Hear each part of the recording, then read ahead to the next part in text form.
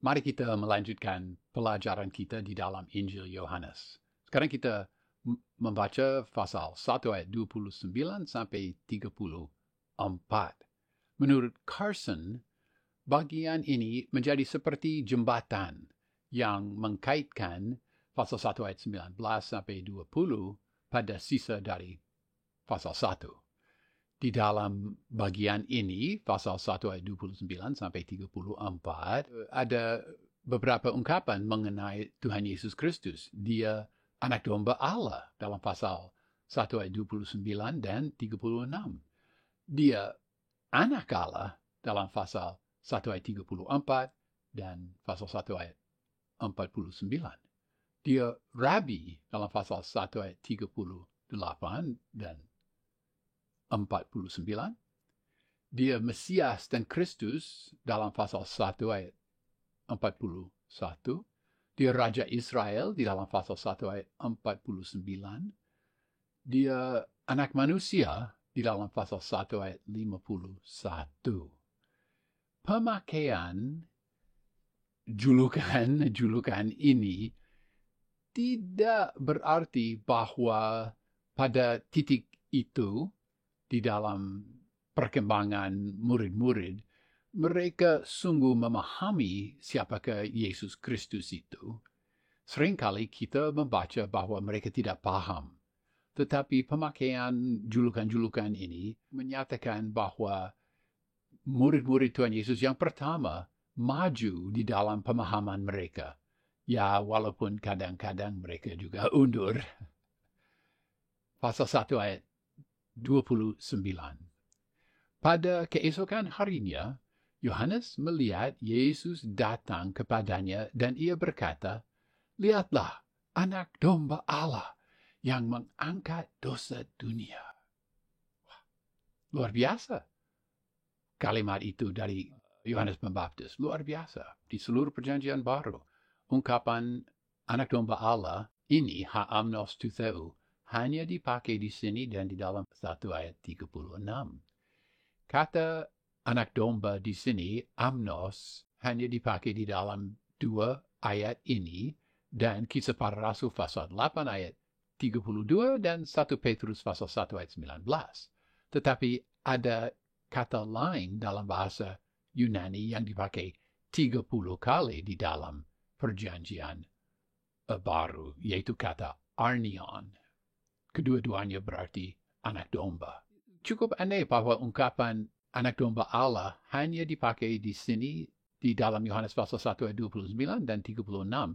Tetapi kata yang lain untuk anak domba sering dipakai di dalam kitab Wahyu berkaitan erat dengan Allah. Kita yang mengenal Tuhan Yesus sebagai juru selamat kita membaca, "Lihatlah anak domba Allah yang mengangkat dosa dunia." Kita memahami bahwa ungkapan ini mengkaitkan Tuhan Yesus Kristus yang menjadi korban yang sempurna. Dia dikaitkan pada domba-domba yang dikorbankan di dalam bait Allah. Dikorbankan sebagai korban untuk menutup dosa. Kita boleh melihat kitab Keluaran pasal 12 dan juga kitab Yesaya pasal 53 ayat 7 dan ayat 10. Menurut Morris, ungkapan anak domba Allah tidak dipakai sebelum Yohanes Pembaptis memakai itu. Sesudah Rasul Yohanes menulis Injil Yohanes, ungkapan ini hanya dipakai berkaitan dengan ayat ini. Latar belakang dari ungkapan ini tidak jelas. Mungkin berasal dari Paskah, ya Keluaran pasal 12. Mungkin dari Yesaya pasal 53 ayat 7 dan ayat 10. Di situ kita membaca bahwa hamba Allah akan menderita sebagai domba. Juga anak domba dipakai di dalam sastra Yahudi, sastra apokaliptik, ditulis orang Yahudi. Ya, ada beberapa penjelasan mengenai latar belakang dari ungkapan ini, tetapi artinya jelas. Tuhan Yesus akan menjadi korban, sama seperti binatang-binatang yang dikorbankan di bait Allah. Dan pengorbanan Tuhan Yesus Kristus akan mengangkat dosa setiap orang yang percaya kepadanya di seluruh dunia. Ada sarjana liberal yang berkeberatan dengan kata Yohanes Pembaptis di sini. Menurut mereka, ini terlalu awal. Yohanes Pembaptis tidak mungkin memahami mengenai Mesias yang menderita dan penebusan manusia. Ya, sebenarnya keberatan mereka mudah diatasi.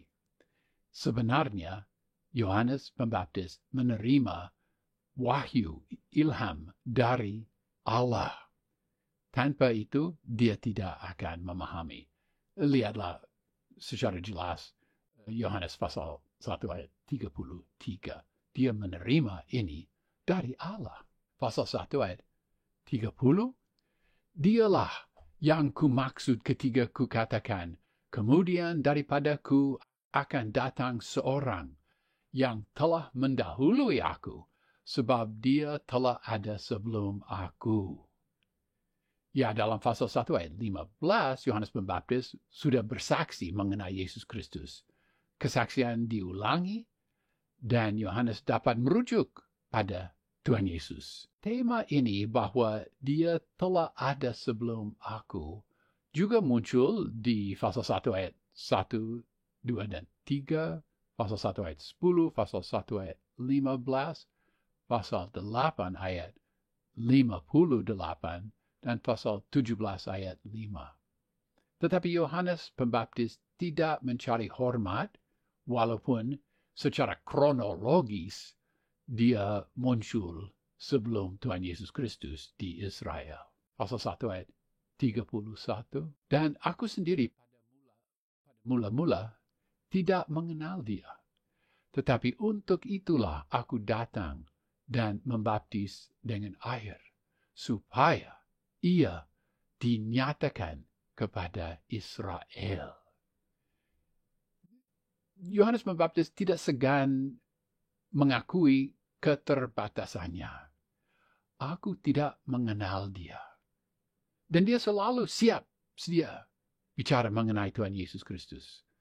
Lebih-lebih seluruh pelayanan pembaptisan Yohanes dikerjakan supaya Tuhan Yesus dinyatakan kepada Israel. Pasal 1 ayat 32, dan Yohanes memberi kesaksian. Katanya, aku telah melihat Roh turun dari langit seperti merpati, dan ia tinggal di atasnya. Sebenarnya, Injil Yohanes tidak menceritakan pembaptisan Tuhan Yesus Kristus. Tetapi ayat ini merujuk pada hari itu. Di dalam Injil Sinoptik, Matius pasal 3 ayat 16 misalnya, Tuhan Yesus melihat roh yang muncul sebagai merpati sesudah Yohanes membaptiskan Tuhan Yesus Kristus. Di sini, di dalam ayat ini, kita membaca bahwa Yohanes Pembaptis juga melihat roh Allah yang menjadi nyata seperti merpati. Yohanes tidak berkata bahwa roh Allah menjadi merpati, tetapi dia turun seperti merpati dari surga. Walaupun Yohanes adalah saksi mata roh Allah, dia hanya dapat berkata bahwa dia muncul seperti merpati. Pasal 1 ayat 33, dan aku pun tidak mengenalnya, tetapi dia yang mengutus aku untuk membaptis dengan air telah berfirman kepadaku, jikalau engkau melihat roh itu turun ke atas seseorang dan tinggal di atasnya, dialah yang akan membaptis dengan Roh Kudus. Ayat ini tidak berarti bahwa Yohanes tidak mengenal Tuhan Yesus sama sekali. Bukan. Tetapi Yohanes Pembaptis tidak mengetahui bahwa Yesus adalah Mesias. Dia tidak mengenal dia sebagai Mesias sebelum Roh Allah turun di atas dia. Jadi ayat ini mengkaitkan kedatangan Roh Allah atas Tuhan Yesus Kristus dan kemampuan Tuhan Yesus Kristus untuk membaptis di dalam Roh Kudus. Tanda ini bahwa Roh turun di atas dia dan diam di atas dia memang sesuai dengan Yesaya pasal 11 ayat 2 yang berkata, Roh Allah akan ada padanya, roh hikmat dan pengertian, roh nasihat dan keperkasaan, roh pengenalan dan takut akan Tuhan.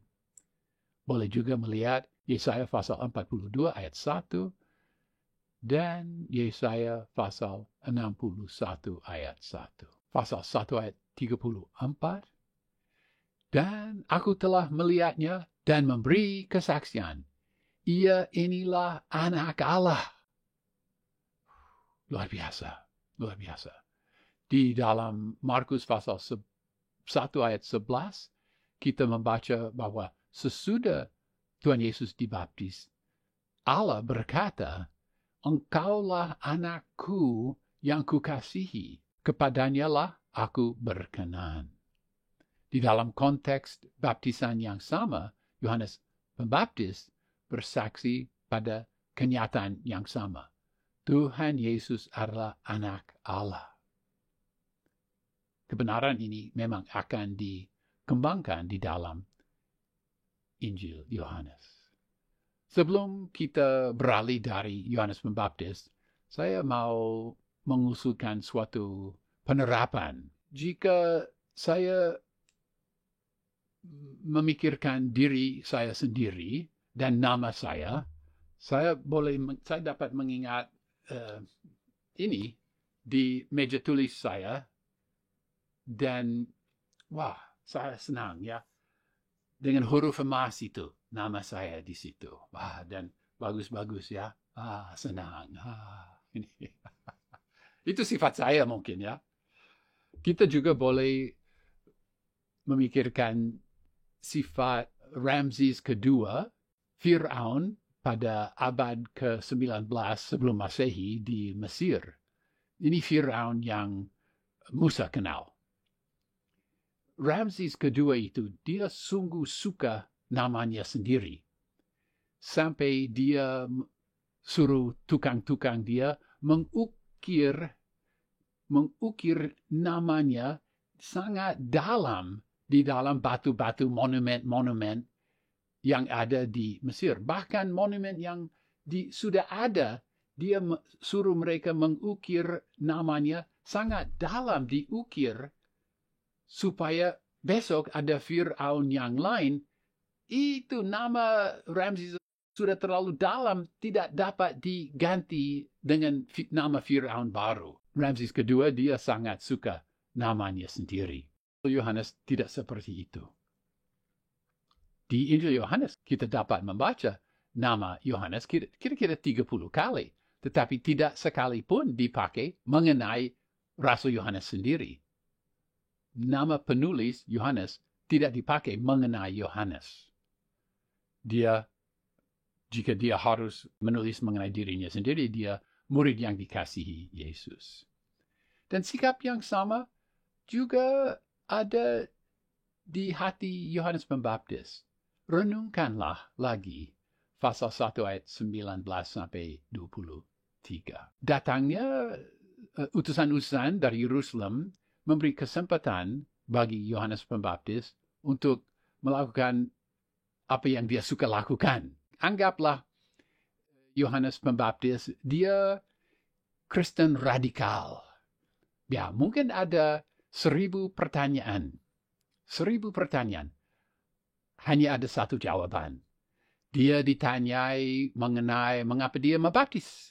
Dia menjawab, Yesus. Jika ditanyai mengenai identitas Yohanes Pembaptis menjawab, Yesuslah ini.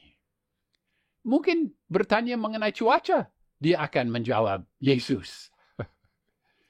baca firman itu, bayangkan frustrasi mereka karena mereka harus diutus untuk menentukan kebenaran mengenai Yohanes. Tapi Yohanes tidak mau bicara mengenai Yohanes. Yohanes mau bicara mengenai Yesus.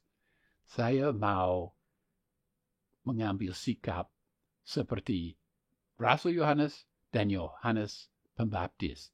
Bicara mengenai Yesus. Diri saya, untuk apa? Buat apa bicara mengenai diriku? Yesuslah. Ya, itu pelajaran dari firman ini.